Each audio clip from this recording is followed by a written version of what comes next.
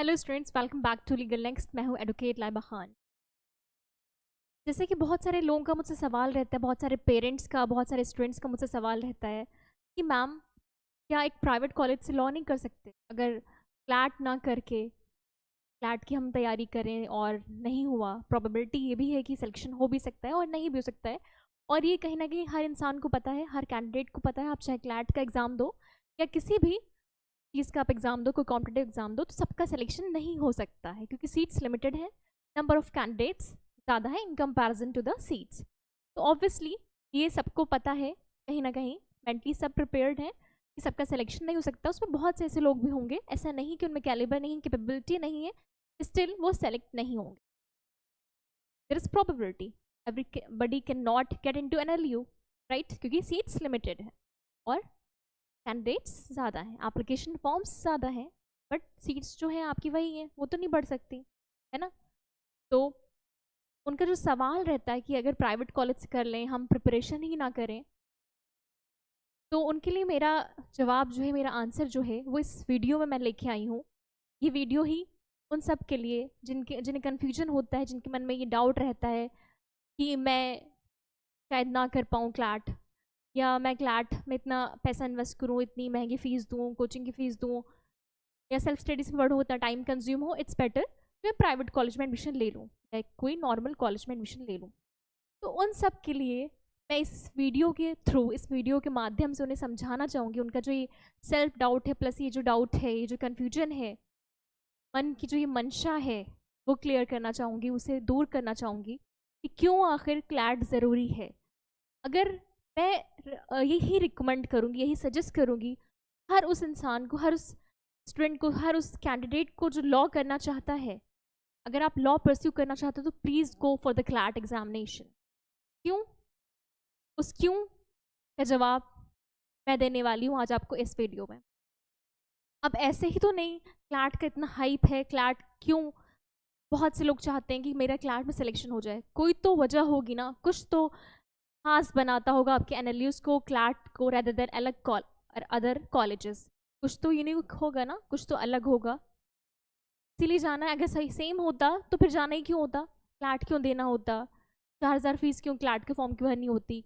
और जो क्लैट के कॉलेजेस हैं उनकी भी fees as private colleges costly है, ऐसा नहीं कि सस्ती है।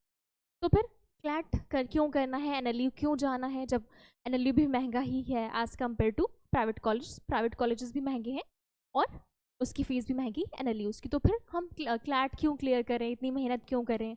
ठीक है, थोड़ा सा हम डिप्रेशन, एनजाइटी क्यों फील करें, क्यों हम जो है एनएलयू के लिए मेहनत करें, एनएलयू से पढ़ें?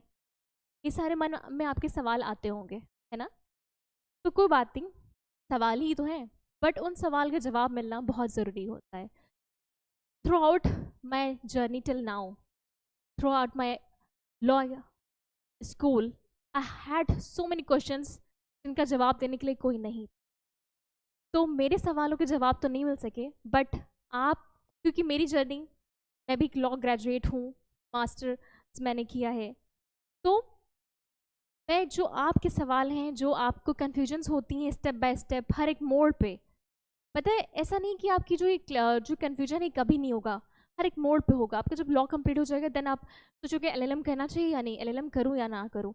अच्छा एलएलएम ठीक है कर लूँ, तो एलएलएम किस स्पेशलाइजेशन करूँ, इसकी स्पेशलाइजेशन में स्कोप है।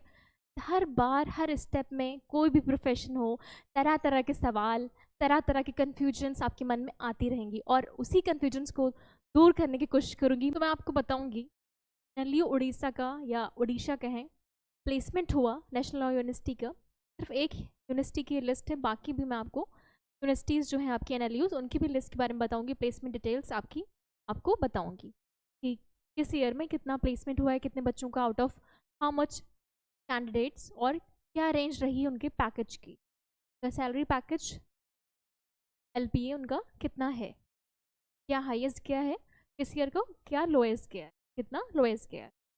तो इसमें मैं बताऊंगी कि एनएलयू उड़ीसा जो है आपका, उसमें 2025 के जो ग्रेजुएट्स हैं उनका प्लेसमेंट हुआ है, 80 में से 50 स्टूडेंट्स का प्लेसमेंट हो गया है। तो प्लेसमेंट जो हुआ है, किन किन लॉ फर्म्स ने, इन हाउस काउंसिल्स ने प्लेसमेंट किया है, और कितना जो है प्लेसमेंट पैकेज ऑफर किया है। The graduating 5 years LLB batch of 2025 from National Law University, Odisha has secured a total of 50 jobs so far out of the 80 students who have participated in the recruitment process. जो recruitment drive थी, जो recruitment process था, जो placement था, उसमें appear हुए थे total 80 students, जिसमें से 50 सेलेक्ट हुए हैं, उन्हें प्लेसमेंट ऑफर मिल गया है अपनी डिग्री मिलने से पहले ही। तो दोज आर लकी जिन्हें अपनी डिग्री मिलने से पहले या अपनी फाइनल मार्कशीट, फाइनल सेमेस्टर की मार्कशीट मिलने से पहले ही उनके हाथ में प्लेसमेंट होता है, उनके हाथ में एक अच्छी जॉब होती विद गुड पैकेज। क्योंकि कहीं ना कहीं जब आप एक फ्रेशर होते हैं तो जॉब मिलना ही बहुत मुश्किल हो जाता है, और फिर आपको जॉब मिले वो भी बहुत अच्छे पैकेज की, तो इससे अच्छा तो कुछ हो ही नहीं सकता है। तो कहीं ना कहीं जो मैं अब चीज़ें देख रही हूँ, जहाँ तक मेरा एनालाइजेशन पहुँचा है, जितना मैंने एनालाइज किया है चीज़ों को, और हर आपके जो डिपार्टमेंट हैं, आपका जो है वो चाहे एकेडमिक्स हो जाए, आप कॉलेज में असिस्टेंट प्रोफेसर बनो, या आपकी जुडिशरी की वैकेंसीज़ की बात करूँ, या APO की, या और गवर्नमेंट लॉ एग्ज़ाम्स की वैकेंसी की बात करूँ, तो मैंने इतना देखा है, अगर लॉ आप कर लो NLU से और प्लेसमेंट हो जाए तो लाइफ सॉर्टेड है। अदरवाइज संघर्ष लंबा है, जंग लंबी है। क्यों लंबी है? द रीज़न बिहाइंड दिस, मैं ये नहीं बोल रही कि जो जिनका प्लेसमेंट हो जाता है या जो प्लेसमेंट बैठते हैं बस उनकी की लाइफ सॉर्टेड है, बाकी किसी की लाइफ सॉर्टेड हो ही नहीं सकती। बट हाँ, स्ट्रगल ज़रूर है, I totally agree with that, और आई डोंट थिंक कि आप इस बात से, इस पॉइंट से मेरे डिनाई कर सकते हो कि स्ट्रगल नहीं है। अब आपका स्ट्रगल किस में नहीं है? अगर आपको असिस्टेंट प्रोफेसर बनना है तो उसके लिए भी आपकी मास्टर्स की डिग्री होनी चाहिए। मीन्स आप मास्टर्स करो, आप लॉ कर रहे हो तो LLM करना है, you have to do LLM। आप एलिजिबल हो जाओगे अपने LLM के लास्ट ईयर में नेट का एग्ज़ाम देने की। मिनिमम क्वालिफिकेशन क्या चाहिए, मिनिमम एलिजिबिलिटी क्राइटेरिया क्या है असिस्टेंट प्रोफेसर बनने के लिए किसी भी कॉलेज में? और आज के टाइम पे जो छोटे छोटे कॉलेजेस हैं, बहुत नॉर्मल से जो कॉलेजेस हैं, ये भी नहीं कि रेपुटेड हैं, नामी ग्रामी हैं, वो भी बिना नेट के अपॉइंट नहीं कर रहे हैं असिस्टेंट प्रोफेसर्स को, टीचर्स। तो आपका ग्रेजुएशन हो, आप 5 साल का ग्रेजुएशन करो एटलीस्ट, अगर आप 3 साल नहीं करो, 1 साल बचा रहे हो, तब भी 5 साल का आपका हो गया graduation. Then at least 1 year LLM, और जिस पे भी बार बार आए दिन कंट्रोवर्सी रेज होती रहती है कि वैलिड है या नहीं, बार बार सवाल खड़े होते हैं। तो that the safer side would be भाई 2 साल वाला कर लो, ऑल दो आपका 1 ईयर भी वैलिड है। और सबसे सरल जवाब इसका, सटीक जवाब ये है कि अगर वैलिड ना होता आपका 1 ईयर LLM, तो NLU क्यों आपका 1 ईयर LLM कराता? आपके जितने भी NLUs हैं, सारे NLUs 1 ईयर LLM कराते हैं, कोई भी NLU 2 ईयर LLM नहीं कराता है। वैलिड है इसलिए वो ऑफर कर रहे हैं, वो करा रहे हैं 1 ईयर LLM, अदरवाइज क्यों करते? तो आंसर इज सिंपल, ओके। तो आप 5 साल लॉ करो, एटलीस्ट 1 साल आप LLM करो, फिर नेट आप क्लियर करो, जो कि ज़रूरी नहीं कि फर्स्ट अटेम्प्ट में निकल जाए, उसके लिए भी लाखों कैंडिडेट्स होते हैं। ठीक है, आप हर बार का डेटा निकाल लो, आपका नेट का एग्ज़ाम दिसंबर में होता है तो जून में होता है, दैट इज़ फाइनल कि आपके 1 साल में 2 बार नेट का एग्ज़ाम होगा, अनलेस एंड अनटिल कोई सर्कमस्टांसेस आ जाती है अनसर्टेन, अदरवाइज इट इज़ ये फाइनल रहता है कि आपके साल में 2 बार नेट का एग्ज़ाम होता है, एक बार दिसंबर में, एक बार जून में। तो मैंडेटरी नहीं है, ज़रूरी नहीं है कि फर्स्ट अटेम्प्ट में क्लियर ही हो जाए नेट का एग्ज़ाम। नंबर ऑफ़ कैंडिडेट्स लाखों की संख्या में होते हैं, तो आज के टाइम पे आसान कुछ भी नहीं, कंपटीशन का लेवल, आप यहाँ हो तो कंपटीशन का लेवल यहाँ बढ़ चुका है। ठीक है, तो ये अब दौर है कंपटीशन का, तो be smart, be progressive, be hard working. और आज की जनरेशन बहुत स्मार्ट है और बहुत अच्छा कर सकती है अगर सही चीज़ों पे अपना टाइम इन्वेस्ट करे, apart from investing his or her precious time on WhatsApp, Instagram, Twitter, Facebook, all these। ठीक है, तो आप बहुत स्मार्ट हो, अगर अपना टाइम आप स्मार्टली इन्वेस्ट करो स्मार्ट चीज़ों पे, तो you can do much better, right. तो एक अब बात हो गई तुम्हारा, मैं क्यों बोल रही हूँ कि सबसे बेस्ट ऑप्शन तुम्हारे लिए क्लैट है, NLU है, क्यों? मैं तुम्हें वो सारे रीजंस दे रही हूँ क्यों है, you should know why, and I have to give the answer of your why, right.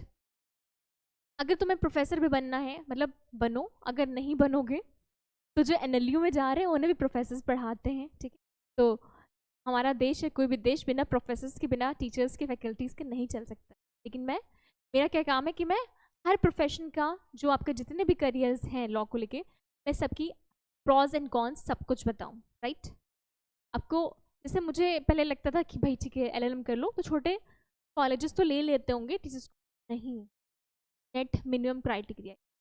Then समझ आया कि भले ही वो लिख रहे हैं, जब वो वैकेंसी अनाउंस कर रहे हैं कि नेट और PhD, बट अगर आपको एकेडमिक्स में जाना है, असिस्टेंट प्रोफेसर बनना है, तो PhD के बिना आपका करियर आगे नहीं बढ़ने वाला। ठीक है, PhD भी करनी है आपको, आपका एकेडमिक्स प्रोग्रेस भी अच्छा होना चाहिए, आपका ओवरऑल जो आपका 10th 12th मास्टर्स ग्रेजुएशन आपके मार्क्स अच्छे होने चाहिए। ठीक है, और उसके बाद भी जब आप असिस्टेंट प्रोफेसर बन गए तो आपको जर्नल्स में अपने रिसर्च पेपर्स पब्लिश कराते रहने हैं, आप उससे जज होगे on the basis of those research papers, right. तो एक चीज़ याद रखना, कहीं ना कहीं ऐसा है कि आपको हर दिन ग्रो करना है, हर दिन इवॉल्व करना है खुद को। आपकी जो ये जर्नी है, जो ये संघर्ष है, चाहे वो करियर का हो या पर्सनल लाइफ में, वो कभी नहीं ख़त्म होने वाला। This is a harsh reality till your last breath. Okay, जब तक इंसान जिंदा होता है तब तक वो चाहे पर्सनल लाइफ हो चाहे करियर की हो, वो स्ट्रगल करता है। आपको खुद में इंप्रूवमेंट्स करने पड़ेंगे, नहीं करोगे तो आपको रिप्लेस करने वाले 100 लोग हैं, राइट। को तो कंपटीशन की ये पोजीशन है, खुद को इम्प्रूव कर लो, otherwise you will be replaced by someone. और चाहे कोई भी फील्ड हो, चाहे आप लॉ फॉर्म्स में चले जाओ, या आप एकेडमिक्स में जाओ पढ़ाने, या फिर आप किसी भी फील्ड में जाओ, you have to evolve yourself with the continuous time. तो तुम्हारा या जुडिशरी की हम बात करें, मैंने तो एक चीज़ बता दी आपको, असिस्टेंट प्रोफेसर के लिए आपको क्या क्या चीज़ें होना ज़रूरी है। तो अगर आप जाना चाहते हो असिस्टेंट प्रोफेसर की जॉब में इन फ्यूचर, तो प्लीज़ मेरी इन बातों को ध्यान रखना कि आपको मास्टर्स की डिग्री चाहिए, आपको नेट चाहिए, ठीक है, इतना मिनिमम चाहिए, और आपका एकेडमिक्स में प्रोग्रेस, आपके मार्क्स अच्छे होने चाहिए। ठीक है, देन इतना करके फिर PhD भी कर लेना अगर आगे जाना है उसी लाइन में। तो ये हो गया आपका असिस्टेंट प्रोफेसर। फिर अब बात करते हैं जुडिशरी की। जुडिशरी का जो सिनेरियो है इस टाइम पे, यूपी का जो आपका एग्ज़ाम हुआ था यूपी जुडिशरी का, वो लास्ट टाइम हुआ था 4 साल बाद। ठीक है, और जो लास्ट टाइम जो एग्ज़ाम हुआ था उसमें 50 कॉपीज़ में एरर्स पाई गई थी। क्या आपने कभी देखा है कि कोई कैंडिडेट जो सेलेक्ट हो गया है जुडिशरी में, वो जो है ट्रेनिंग पे भी चला गया है, अपनी जुडिशियल रिसर्च ट्रेनिंग में चला गया, उसकी ट्रेनिंग स्टार्ट हो गई है, देन फिर जो जब RTI फाइल करी गई, फिर कोर्ट ने, इलाहाबाद हाई कोर्ट ने मामला देखा, भाई एरर्स हैं कुछ कॉपीज़ में, तो रीचेकिंग हुई, सारे कैंडिडेट्स को एक डेट दी गई कि आप इस डेट में आइए और अपनी मेंस की कॉपी चेक करिए, कहाँ पे क्या आपको गलती लग रही है आप बताइए। तो उसमें से जो कैंडिडेट सेलेक्ट हो चुके थे उन्हें हटा के फिर दूसरे को अपॉइंट किया। तो कभी ऐसा देखा कि कोई कैंडिडेट जो एक जज की ट्रेनिंग कर रहा है उसे हटा दिया गया हो? तो ऐसी भी चीज़ें देखने को मिलती हैं। जुडिशरी का स्ट्रक्चर वैसा होना चाहिए जैसा UPSC का है। लाइक UPSC पूरे साल का कैलेंडर रिलीज करता है। बहुत सारे बच्चों का सपना टूटता है जुडिशरी का, जस्ट बिकॉज कि वैकेंसी सर्टेन नहीं है, एग्जाम सर्टेन नहीं, कब आपकी वैकेंसी आएगी, कितनी वैकेंसी आएगी, कब एग्जाम होगा, नोबडी नोज, राइट। आपके जब लास्ट टाइम एग्जाम हुआ यूपी जुडिशरी का, तो अभी तक भी बार बार आपको यूट्यूब पे भर भर की जो है वीडियोस मिल जाएंगे कि आने वाली है आने वाली है, बट कब आएगी नोबडी नोज, क्योंकि कहीं ना कहीं शायद सरकारी काम स्लो होते हैं। एक तरह से हम लोग आम भाषा में बोलें तो ये बोलते हैं ना कि सरकारी काम सरकारी होता है, मतलब स्लो होता है, उतना प्रॉपरली नहीं होता है ना होना चाहिए। तो लाइक UPSC, जैसे कि UPSC जो है पूरे साल का कैलेंडर रिलीज करता है, एवरीबडी नोज कि हाँ भाई प्री कब होगा, मेंस कब होगा, इंटरव्यू कब होगा, फाइनल रिजल्ट कब आएगा, एडमिट कार्ड कब आएंगे, फॉर्म कब रिलीज होंगे, फॉर्म की लास्ट डेट क्या है। तो वैसा ही स्ट्रक्चर पूरे साल का, चाहे कोई भी स्टेट की जुडिशरी हो, यूपी हो, Rajasthan, Madhya Pradesh, Chhattisgarh, Haryana, whether any state, कोई भी स्टेट हो, वो पूरे साल का उन्हें कैलेंडर रिलीज करना चाहिए। जुडिशरी के लिए भी, आपका APO का एग्जाम हो गया उसके लिए भी। अब तुम APO का एग्जाम देखो, जो है UP OPO में आई थिंक 2023 में हुआ था या फिर 2021 में, और अब हो रहा है 2025। तो मेरे को कितना गैप है, एटलीस्ट मिनिमम 2 साल का गैप अगर 2023 में भी हुआ था तो। और वो भी आपका रैंडमली वैकेंसीज आती हैं, पहले से नहीं पता रहता है, आज वैकेंसी आ जाए, ऑफिशियल नोटिफिकेशन आ जाए, और जब ऑफिशियल नोटिफिकेशन आ जाता है जनरली क्या होता है कि आपके 2 महीने के अंदर एग्जाम हो जाते हैं। तो अगर पहले से आपने भरपूर तैयारी कर रखी है तो ठीक है, वरना 2 महीने में लॉ में आपका प्री भी है, यूपी में मेंस भी है, मेंस में भी सिलेबस भी बढ़ा दिया है।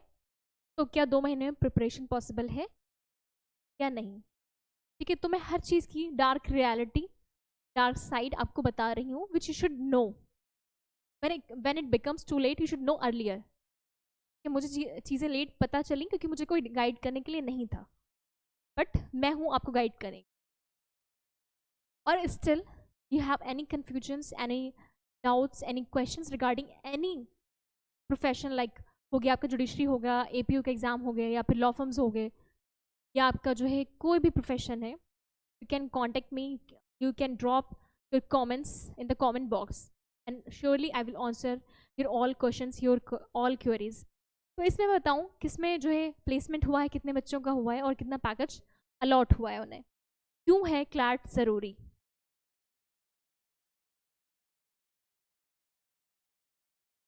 जैसे तुम लोग पोलियो का तुम लोगों ने ऐड देखा होगा ना, 2 बूंद ज़रूरी, ऐसे ऐसे वाला साइन होता है, 2 बूंद। तो वैसे ही एक लॉ वाले के लिए अगर लॉ करना है तो मैं कहूँगी क्लैट है ज़रूरी। तो जो 2025 का बैच है, इसमें जो है 80 स्टूडेंट्स में से 50 को जॉब मिल गई है, इन्होंने जॉब सिक्योर करी है। Among the placed students, 30 students were hired by domestic law firms. 30 students को hire करा है domestic law firms ने. 13 students were placed with banks, corporations, advisory firms and PSC.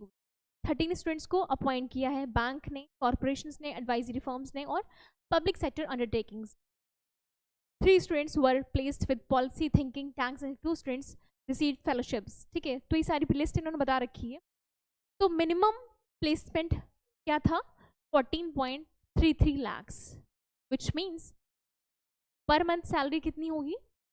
ये LPA like lakhs per annum 14.33, इतना minimum package था। तुम सोच सकते हो क्या किसी भी फ्रेशर का किसी भी कंपनी में, किसी भी सेक्टर में, किसी भी प्रोफेशन में, ऑक्यूपेशन में इतना अमाउंट हो सकता है? अगर हम मिनिमम की बात भी करें तो मैक्सिमम तो छोड़ दो एक बार को, हो सकता है, हो ही नहीं सकता, राइट? तो जैसे IITians इंजीनियरिंग के लिए ज़रूरी है IIT, मतलब one of the hyped institution जहाँ से अच्छा प्लेसमेंट, अच्छा पैकेज मिलता है, ठीक है। MBA के लिए होता है आपका कैट, IIMs होते हैं, वैसे ही लॉ के लिए होता है क्लैट। और रही बात, मैं आपको एक सच्चाई दिखा दूँ, आपको सच्चाई बता दूँ कि प्लेसमेंट आपका जितना भी है बस NLUs में है, बाकी कहीं कुछ नहीं है। 1-2 का हो जाता है और वही हाईलाइट होते रहते हैं। अगर मैं बाकी कॉलेजेस की बात करूँ तो भाई अगर सर्टेन जो है प्रोबेबिलिटी चाहिए, चांसेस चाहिए कि प्लेसमेंट हो जाए, मेरा इनिशियल जो मेरी जॉब हो, मेरी जो फर्स्ट जॉब हो, उसमें ही मैं 90,000 1 लाख की मेरी पर मंथ सैलरी हो, तो go for NLU, go for CLAT, right? थोड़े समय की मेहनत है और लाइफ टाइम उसका फ़ायदा तुम लोग उठाओगे। थोड़ी दिन की बात है, आज 28 अगस्त है, जो है मोटा मोटा समझो तो बस 3 महीने बाकी, सितंबर, अक्टूबर, नवंबर, 7 दिसंबर तुम्हारा क्लैट का एग्जाम, सिर्फ 3 महीने बाकी हैं। आग लगा के रख दो, विच मीन्स इतनी अपनी बेस्ट तैयारी करो, इतनी मजबूत तैयारी करो ना कि तुम्हारा सिलेक्शन हो जाए। तो मिनिमम पैकेज जो था LPA वो अलॉट हुआ है स्टूडेंट को 14.33 lakhs, which means 93,000 to 1,03,000 approx, इसके बीच पर मंथ, राइट? फिर हम बात करें जो हाईएस्ट पैकेज अलॉट हुआ है स्टूडेंट को 22.5 lakhs पर एनम। तो अगर हम बात करें कि पर मंथ कितनी सैलरी बनी, तो 1.5 to 1.6 lakhs पर मंथ ये सैलरी बनी।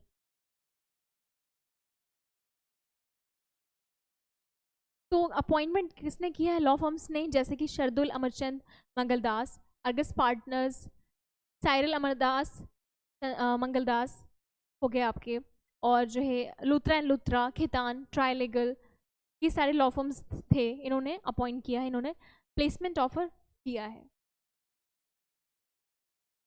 ये जो है रिक्रूटर्स के नाम की लिस्ट है, और इधर कितने मेंबर्स इन्होंने अपॉइंट करे हैं, कितने बच्चों को, कैंडिडेट्स को इन्होंने प्लेसमेंट ऑफर किया है, ये मेंशन कर। तो ये तो हो गई आपकी NLU उड़ीसा की लिस्ट। अब किस NLU की प्लेसमेंट लिस्ट के बारे में आप जानना चाहते हैं और वहाँ का हाईएस्ट पैकेज और लोएस्ट पैकेज कितना रहा, किस ईयर में कितने बच्चों का सिलेक्शन हुआ।